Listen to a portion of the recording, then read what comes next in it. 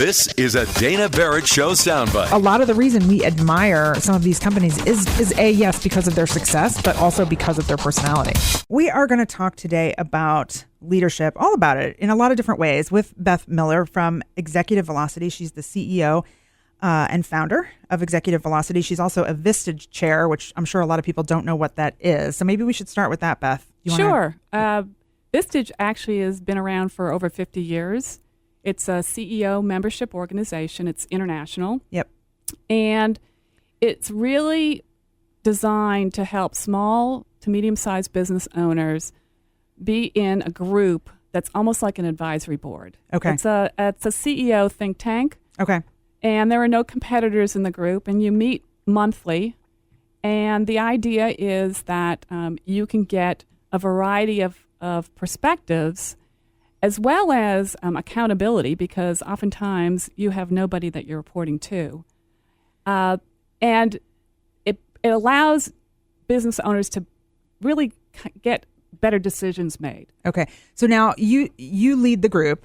Yes. A group. And there are lots of groups all over the country. Lots of groups all over the country. And here in Atlanta, there are about 14 chairs like myself. And each group is about 12 to 16 people, you said. Correct. Okay. Yes. So just so people understand, it's not like this huge, conference room full of people. It's a contained group. It's very intimate. Okay. Yeah. And they stay together over a long period of time, I would assume. Yeah. My group, for instance, has been around for 8 years, and I have 15 in the group, and 4 of them are original members. Okay, and otherwise somebody might drop out, and then you might invite someone else to join or something. Exactly. Okay. It's invitation only. Okay. Yeah, that's not something I would ever be invited to. just saying. Okay, I want to find out how you got involved with that, but first I want to talk a little bit more about Executive Velocity and what you do there. Sure. So Executive Velocity, I founded about a year after I started being a Vistage chair. Okay.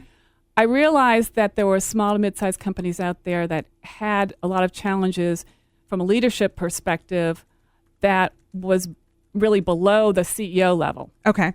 And many of these small business owners, especially today, I'm seeing this a real trend where they're in their late 50s, early 60s, they want to retire, and all of a sudden they realize they don't have the leadership team to either take the business forward, or if they want to sell the business, they're not going to get the value that they think that the business is worth because they don't have the management team. Yeah, that's a very common problem for companies, especially when they are relatively small. I mean, I think people's definition of what a small company is can vary pretty greatly.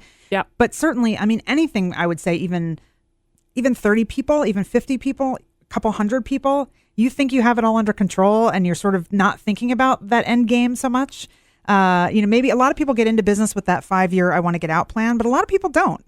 A lot of people don't, and they say they've got an exit plan. Right. But when you start really digging into it, they don't. Yeah. And it's like, well, I'm going to, my exit plan is 10 years out. Well, if you don't start preparing at least 5 years out, you're not going to get what you really want for the business and what a real value of the business is. Well, another interesting thing I think is, when if you're talking about leadership from the standpoint of, like you said, not the CEO, but sort of the next level or 2 levels down.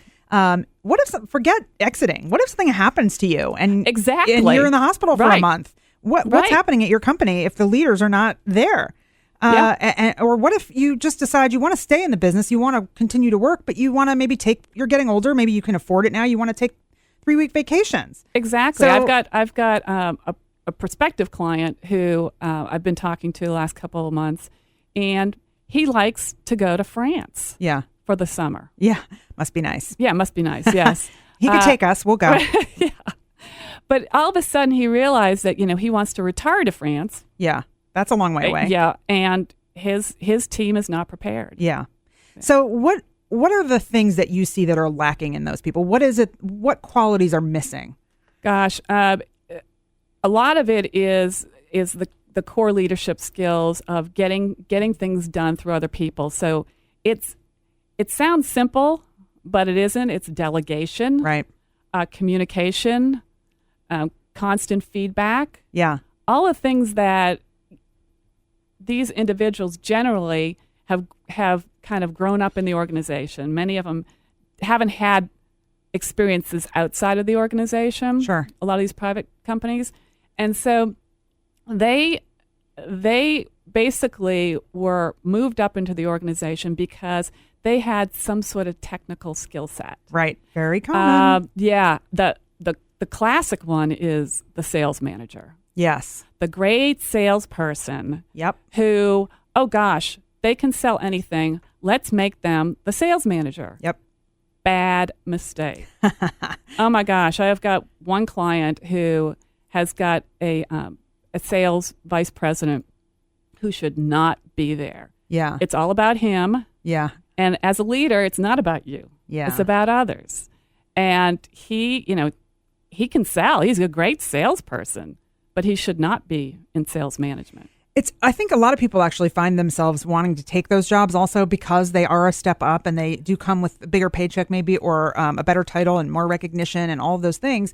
And even I think a lot of people get there and they don't even want to be there. They realize it's not worth what they enjoy doing. Yeah, and I in my coaching, oftentimes I'll be working with high potentials, those individuals that the leaders feel like they're going to have leadership roles in the future. Yeah. But when you start talking to them about what they really want to do, many of them are not cut out to be leaders. Yeah.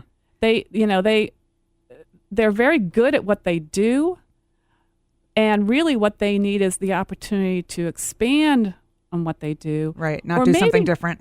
Right. Or there's a term called lattice organization versus a ladder. Okay. Where, if you're large enough, you can move them horizontally, not vertically, Yeah. and give them opportunities to expand their skills, but not give them the opportunity to lead and manage. It is very interesting. I mean, managing people, it is interesting that you say that because it's not just salespeople, right? Like I've seen that happen in technology companies Yes. where the best programmer becomes the team leader and then the manager. Right. And same thing, they might be excellent at logic and skills when it comes to programming, but they can't interact with people.